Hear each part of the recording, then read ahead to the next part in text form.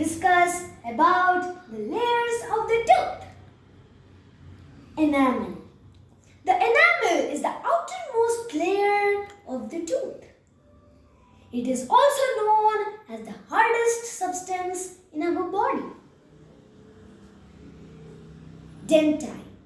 Dentin is the second layer of the tooth. It protects the pulp.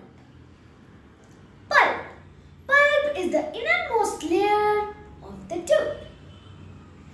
It is soft and made out of blood vessels and nerves.